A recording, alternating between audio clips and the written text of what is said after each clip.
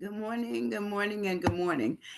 Yes. Okay. I already spilled my coffee this morning. And so I was on time.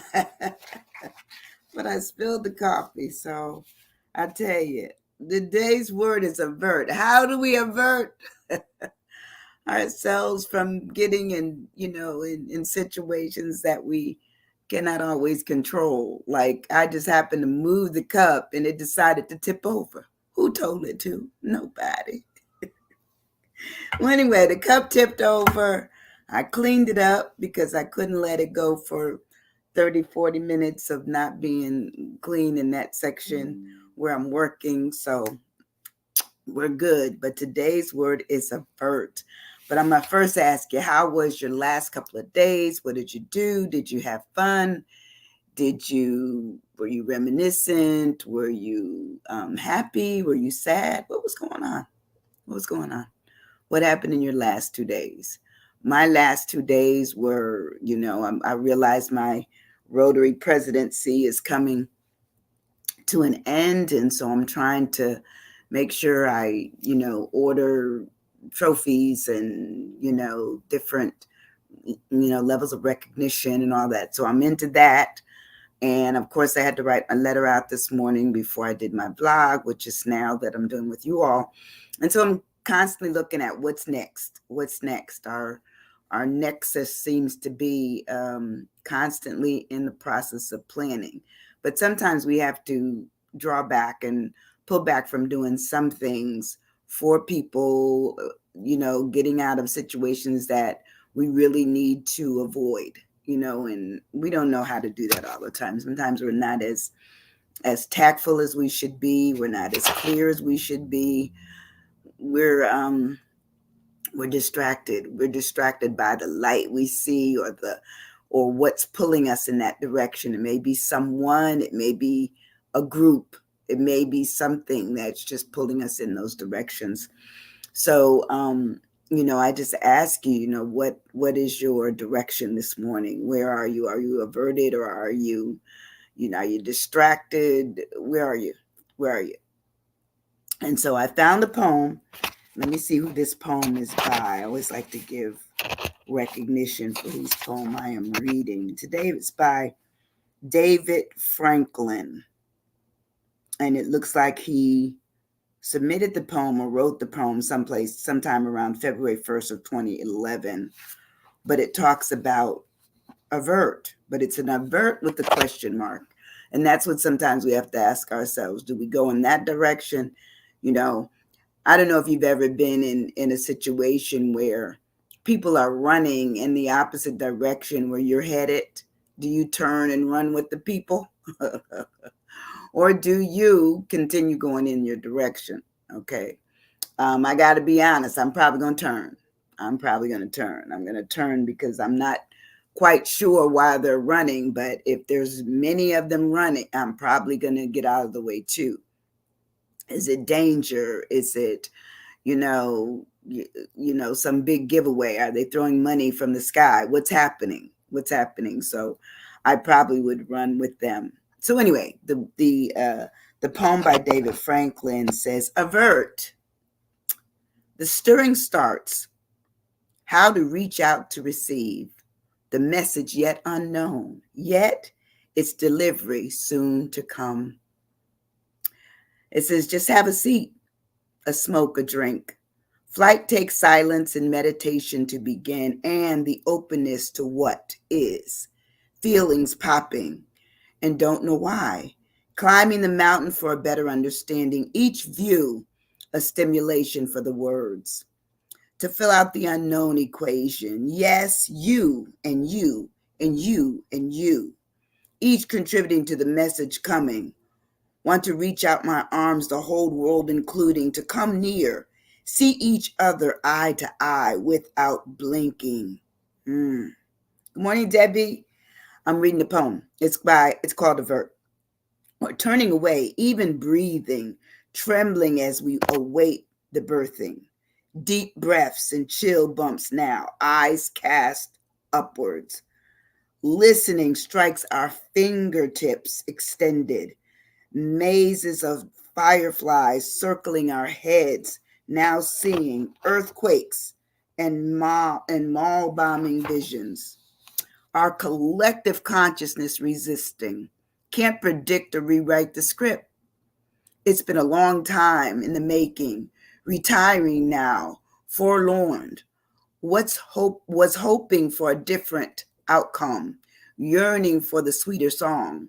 I guess que sera must live on. Interesting.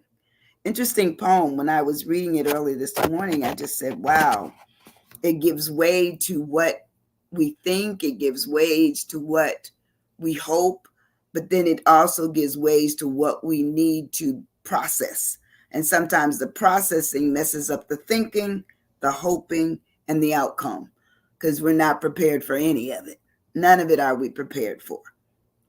We try to think that we are, but we're never prepared for what may go wrong, what goes right, the unknown, the unknown. You know, I always talk about, we never know from this moment to the next moment what's going to happen to us. But we like to think that we're going to be all right because that, I think if I ever had the forethought or the foresight or the vision that I see my future before I enter it, that would probably mess me up. It probably would mess all of us up if we knew tomorrow, today. It just doesn't, it wouldn't make sense to me. It wouldn't make it, I'd be fearful. I would be fearful. I don't know how you would feel, but I think that how we were made and put together and not given the idea that we should know future stuff before it happens and not have that whole concept of clairvoyancy and stuff, that's okay. I don't really want to know it. I know we all have to live through whatever we have to live through, whatever that is. But as we process it, that's when we're able to make some sense of what happened. But if we know about it before, we can't even make sense of what happened, then it happens and we knew something. I think that would be absolutely frightening. I don't want to know that much. Mm-mm. So anyway, good morning. Good morning. Hey, Deb, what's going on? How you doing? It was good chatting with you yesterday. Every once in a while, I will reach out if I have your information. And we got a chance to talk yesterday, and Debbie knows, love her, been knowing her for years. And, she's almost like sis, just like a comfortable pair of shoes or gloves or a hat. You know it well, and it feels good when it's around you or on you. So there you go. So let's talk about avert. Avert really talks about turning away from something, either one's eyes or one's thoughts. And sometimes we can't even turn off the thoughts in our heads because we're still holding on to either what was or what we're expecting or what we were, even planning or praying for. We don't know how to turn away from it. And so we stay there and we stay there. When I was a counselor, I used to have counselees that, someone had been gone for years, but the prayer was and the desire is that they would come back. And, and then you're listening to them and they're telling you the story. And the story really was that the person had been gone for years. They'd either left the earth altogether and or they were in a new relationship or married, just unavailable. But yet and still, it was there. It was there. Void. That's true. Sometimes we do void it if you can not knock it out, but not everybody can. We always can't do that. But when we look at averting something, it says we turn away from it, we turn aside from it, we turn from one side to another side, meaning we're still trying to get out of the way of whatever it is that may be bothering us. And we're human, so things are going to bother us. The voyage. Yeah, that's going to be the second word. We first have to do our A. Was that supposed to be avoid? I think you meant avoid instead of void. because that's what the A is. Yeah, you're always on top of what it is. But I have that. That's my first word for when I break the word down of avert. It is to avoid. It says, and avoid is to keep away from or stop oneself from doing something. So you were right there with me in regards to what it is. How many of us can always stop ourselves from thinking, from longing, from wanting, for desiring, for, you know, praying? We pray that things will be all right. We pray that someone will come back, or that, the money is better, you know, our children are doing well. We pray for all of those kinds of things. But sometimes, even in our best attention, we cannot avoid what's going on, or we can't avert from it. We can't turn away from it. And, as I said, avoid meanings that you're stopping oneself from doing something, believing something, saying something. So avoid also talks about it being averted, which is the same word. Bypass, escape. How do we escape from things? Evade, fend off. Sometimes we're more angry at the fact that we have to try to defend our position because other people think it might be, the wrong direction, for our thinking or our doing. So, avoid also talks about shunning something, sidestepping things. I used to always tell people, you need to go around that. You need to sidestep that. Get away from that. That's not for you. Dodging it, and they always say dodging. When we're dodging something, we may be, just getting out of the way. How many of you ever played dodgeball I remember playing that when we were little, and, trying to get out of the way of the ball before it was thrown, in a direction where you were. Avoid also talks about abstaining from something, deflecting it, circumventing it, and also just realizing that you're in a time where it might be that you must do everything in your power to avoid it, period. How do you avoid getting sick? we we don't know. We don't know. And if we knew, we'd probably stay away from everything, but we don't know. Most of us end up with a cold, or even with now, hey, Big Mo, how are you doing? Or even with, COVID being much more, I guess, relatable now because people understand it. Before it was such a phenomenon because no one had ever heard of COVID. And now COVID is like, what?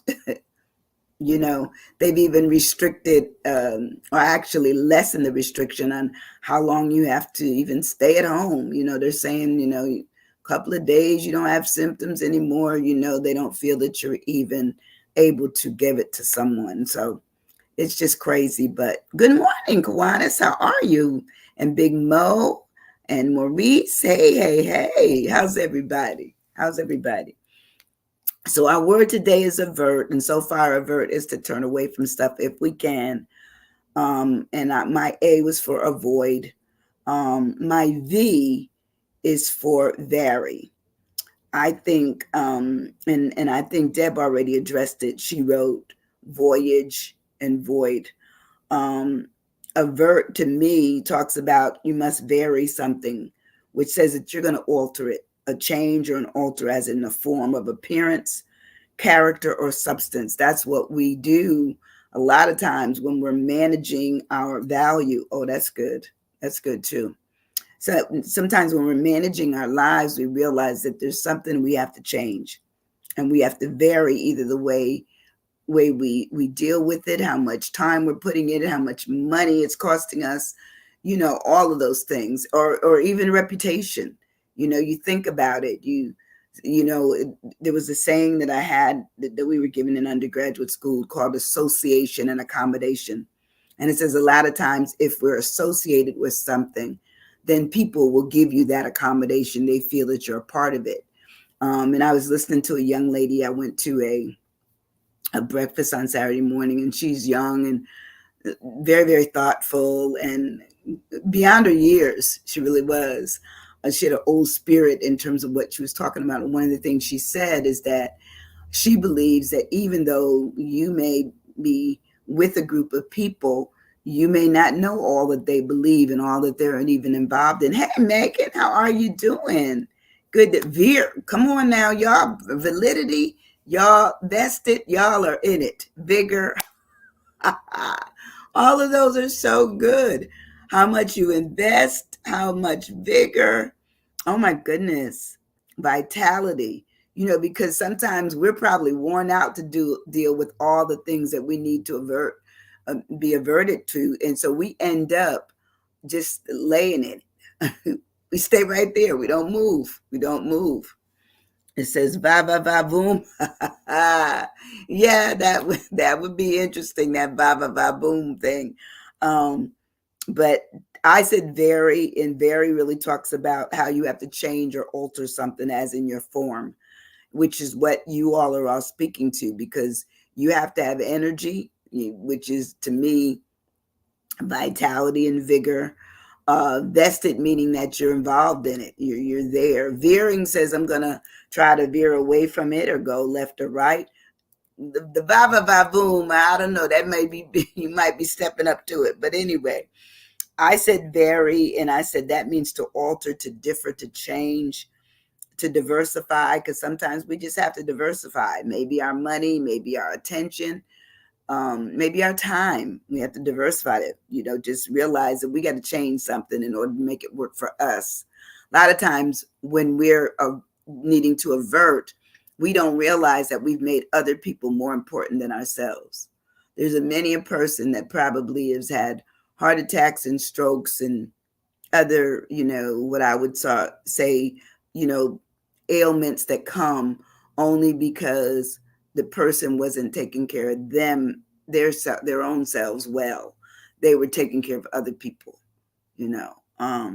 So Very also talks about it being when something is divided, and it might be a diverge or a modification that needs to be made.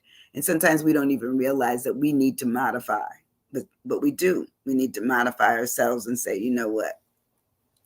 I can't work at that pace all the time. I can't do all of these things that is being required of me. But yet and still, I want to help, but I'm just not going to help to my max. I'm going to help to my minimum or my limited. You just requalify it for yourself. You vary it. You make it where it fits whatever it is that you need. When we also avert, my E says that there must be an escape. You have to have an escape route.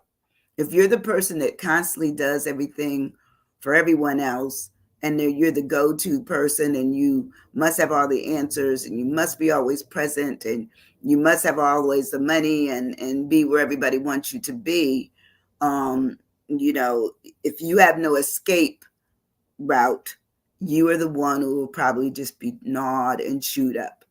And you may be the one who ends up with something medically wrong only because you chose not to, or you felt it was more vital, there's another V, to be very important for others.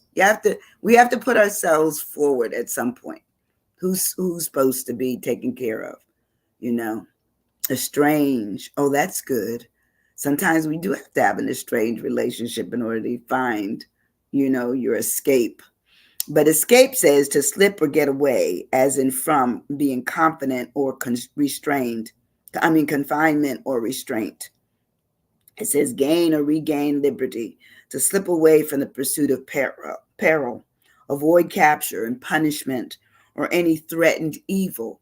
Now, before some of you came in, I talked about, I just gave like this hypothetical situation where you see people running, and they're running and there's a big crowd, but they're running in the opposite direction to where you're headed.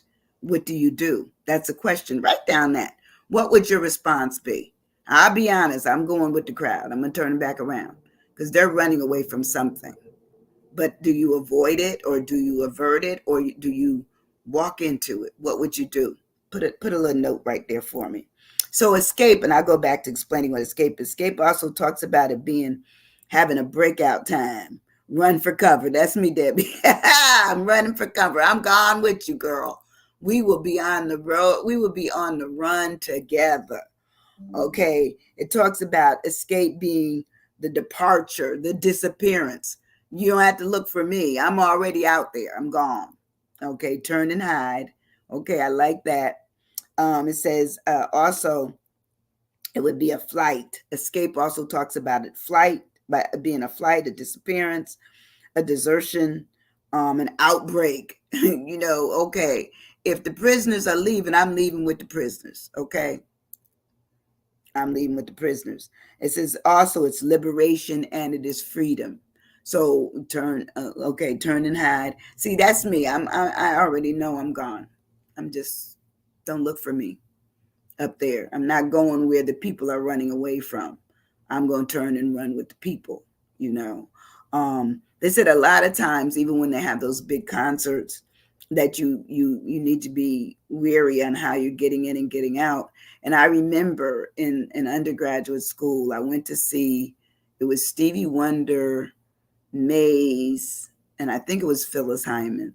Um, and uh, and we went to see them at um, Colgate University in New York. And Colgate is Ivy League school, and I'm real excited. Oh, I want to get on in there with everybody else. Well, I'm kind of short, and I don't remember anything I don't remember any way how I got into the building and even found my friends later on, because literally I remember being carried because the crowd stormed the doors and I was just lifted up. Now I could have, what I was scared about after it all was all said and done. All I was thinking about, my goodness, what if I had been trampled where I fell down as opposed to being lifted up? But that was my experience. So, even with large crowds now, I know where I have to sit. I know what I'm going to do, where I'm going. And I always I always have a friend that retired police commander. And I just always say, where's the best place to sit? And we always know. We always know. Don't get in the crowd, be at the edge of the crowd so that you have a fighting chance. To chair, I leave the chair. Gone. I leave the chair. Yes, always look for the exits when you enter a room. I always think about, like movie theaters, because for the longest time I wouldn't go to a movie theater when they were having some of the, the shootings and stuff in movie theaters and, just large events. And sometimes you just have to talk about your psyche. If your psyche is good, but someone else, are out there that their psyche isn't good, and you don't know when they're going to have an outbreak, okay, where they decide to do something that's, to me, just detrimental to life. It's scary. It's very, very scary. It says you've got to turn into the linebacker. Yes, Debbie, I would turn into a linebacker. I certainly would. I certainly would. I would put these shoulders and hips and legs to work. So you wouldn't have to worry about me. In fact, everybody laughs because even though I'm short, I can walk fast. So how do you walk that fast on those little legs? I ain't wise.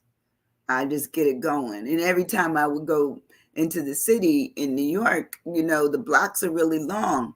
And so if you don't have a good, clip on your step, you'll be there for hours. I said, no, and I would always get off on the train at Grand Central Station. And then I had to go over near Fifth Avenue. And I'm telling you, I made it through.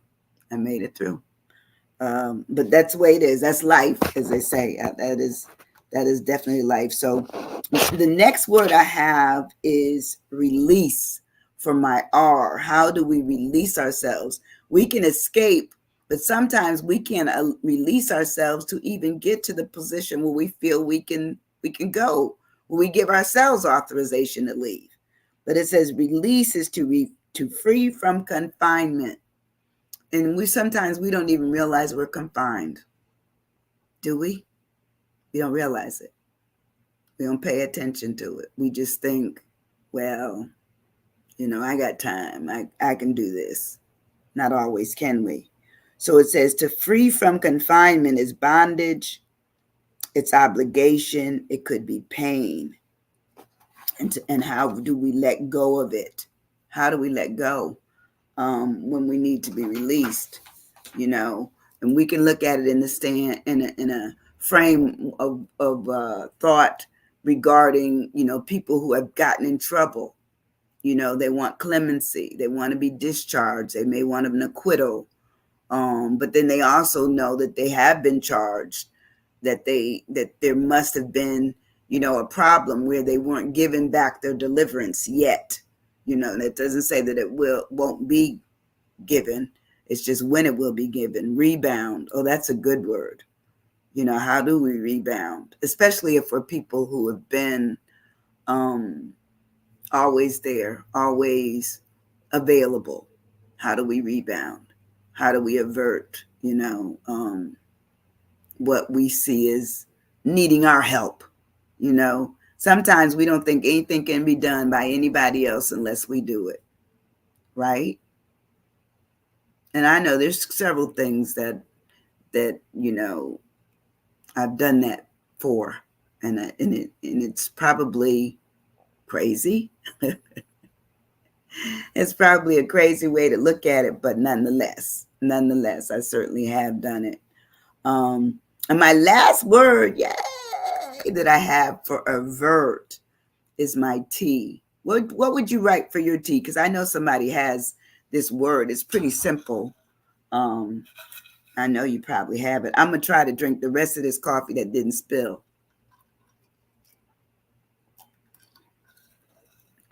It's really good. It's a cold coffee. And I think it's called Stoke, S-T-O-K. There's no C in it, so that's why it's S-T-O-K, Stoke.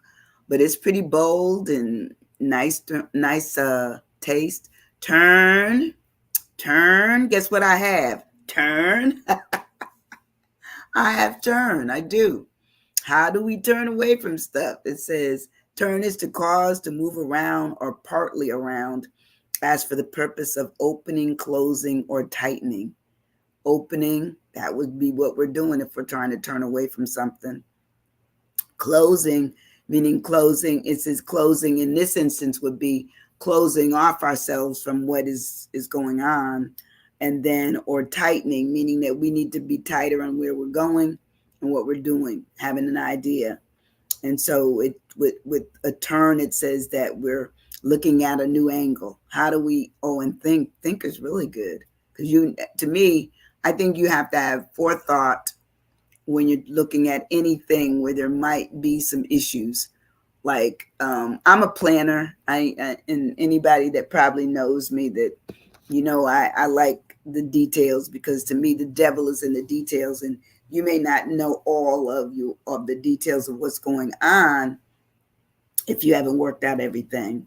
So, I'm looking at time to leave, time to arrive, allowing for what else could have happened, especially if it's a traveling thing. How early I go to the airport. I remember one time, and I hadn't been feeling well the night before, and I was on my way to Bermuda for business, and I was so late getting there because I was just sick half the night, and finally I did feel better enough to leave for the trip. And my plane was leaving at 6 a.m. and I had a flight out of Atlanta, a connecting flight out of Atlanta, that if I missed that flight, I would have to actually go the next day. But the conference I was attending started the next morning. So I really need to be there. And I said, well, okay, I'm going to make it.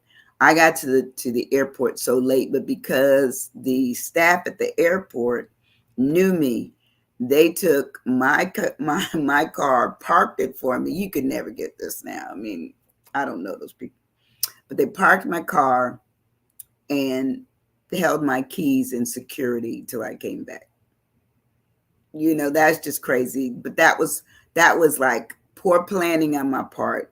Not the typical Sandy, but I wasn't feeling it. I wasn't feeling well enough to get that done. Always have a plan B. That's right. I'm a person with a plan B usually. I usually have a plan A, a plan B, and if B doesn't work, I probably can move on to C pretty quickly. It's probably relatable to plan B. If plan B doesn't work, have plan C. Good morning, Miss Rosie. How are you? Good to see you in the space. Today our word is avert. How do we avert ourselves from different things? So when we avert, we must have a new angle and figure out what that angle is. We must be willing to make change. We must be willing to turn a corner, okay? Because sometimes if we turn a corner, we've also blocked the view of what we were seeing and dealing with when we turn the corner, and some people act like they don't realize that if they go back to the corner, that's the only way for them to see it. So I tell them, don't go back to the corner. Just turn away, go. It says when you turn, you're going to do a curve of some sort. You're going to make a departure. You're going to do a round, and it may be a round in such a way that it doesn't take you fully back to where you were. It didn't give you that 360, It just maybe turns you away from what it is that you were dealing with. It talks about the turn giving you new direction and it giving you a reversal of whatever was going on. And let's face it, we cannot control sometimes whatever's going on. So we need to turn away from it. If you can't fix it, what are you doing with it? And if it doesn't need to be fixed, then you probably could remain where you're at. But if there's too many issues going on that require too much of you in terms of your mind, your heart, your time, your money, your attention, your headspace and your sleep, you need to think about it. Avert. Look at what else I can do instead of worrying about things that I cannot control. Sometimes we just can't control things. We just can't. But anyway, I want you to have a wonderful, wonderful day. It is Wednesday, hump day. What they say, hump day. But anyway, I have some other business I have to take care of today. Tomorrow I'm going to be on a TV show in the morning. I'm going to be on Sunshine's Corner discussing what are you stuck and what it is that I do in regards to my business, which is Winnie and Associates. And I will tell them that the associates part you can laugh at because I only need associates when I do certain projects. But I just like the name. So Winnie by itself didn't sound like it was enough. So anyway, I'm going to talk about that tomorrow morning. But I'm hoping that you all will have a wonderful, wonderful day. I'm going to see you on Friday. And Friday, because once again, I have to take my car back to the BMW place for them to work on it. And I'll be broadcasting from there. It'll be I have to pick a short word because people are coming in and out of the building. So they really don't have very many places that I can work. I may call them early and ask, do they have an empty office a second, but I'll see. But anyway, I will see you Friday morning. Have a wonderful day. Be safe. Enjoy yourself. I love you too, my friend Debbie and Rosie and Megan and Mo and Big Mo and Maurice and all the other people that came in and out. But anyway, love you guys. Be safe. Hit the share button if you don't do anything else, okay? And I will see you on Friday. Have a good day. Thank you. Bye-bye.